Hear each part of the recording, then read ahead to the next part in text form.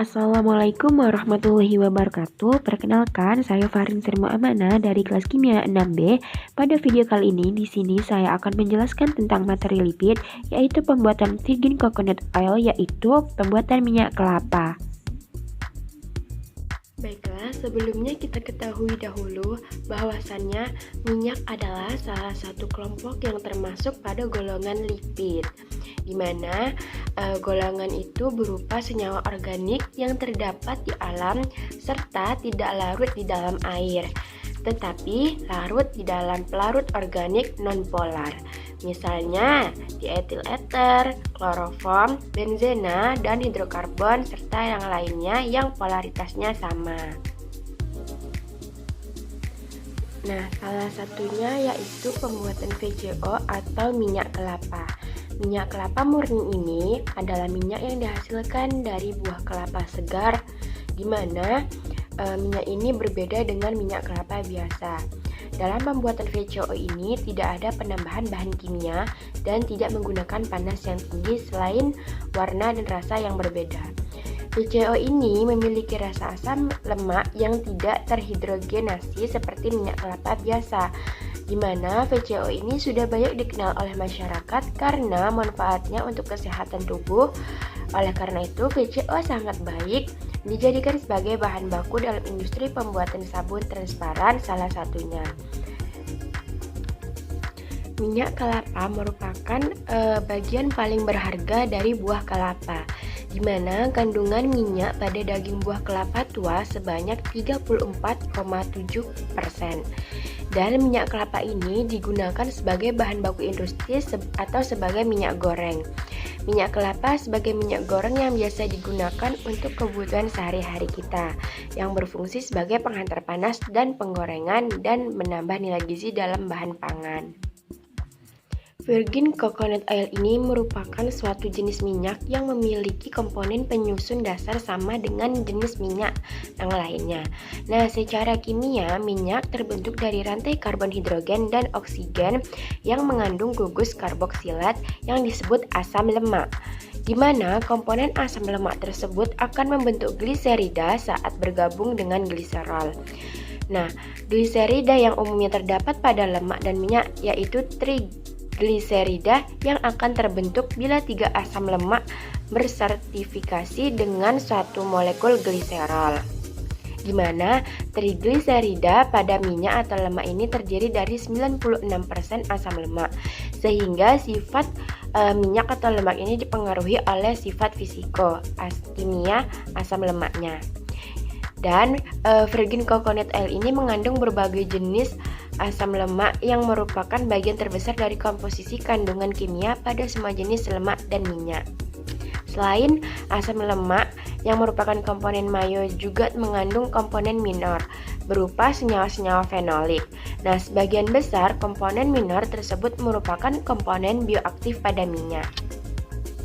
Nah, minyak kelapa VCO ini memiliki banyak manfaat, di mana salah satunya dalam bidang industri, farmasi, kosmetik, susu formula maupun sebagai minyak goreng mutu tinggi, di mana minyak VCO murni ini dapat menanggulangi beragam penyakit pada manusia.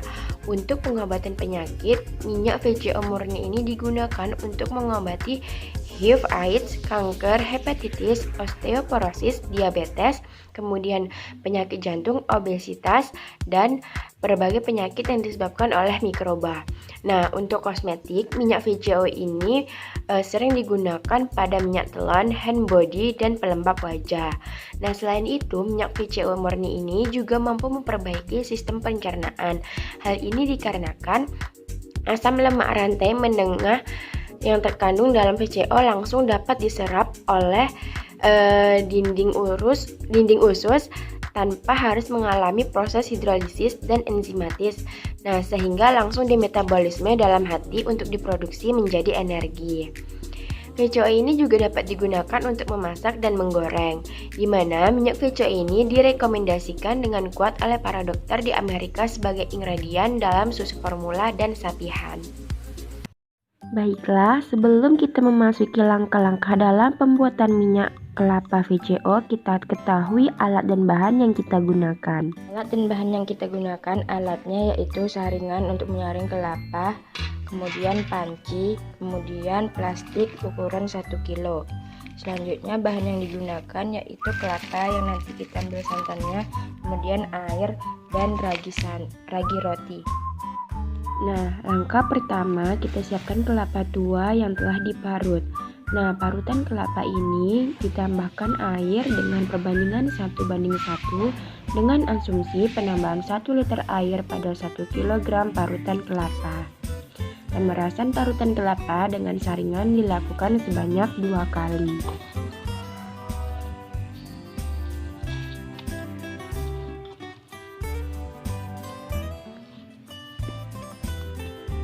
Selanjutnya, santan hasil perasannya ditampung di dalam wadah yang telah disediakan dan didiamkan selama 1 jam. Selanjutnya, timbanglah krim santan yang diperoleh, kemudian tambahkan ragi roti sebanyak 0,5% dari berat krim santan dan diaduk-aduk hingga merata.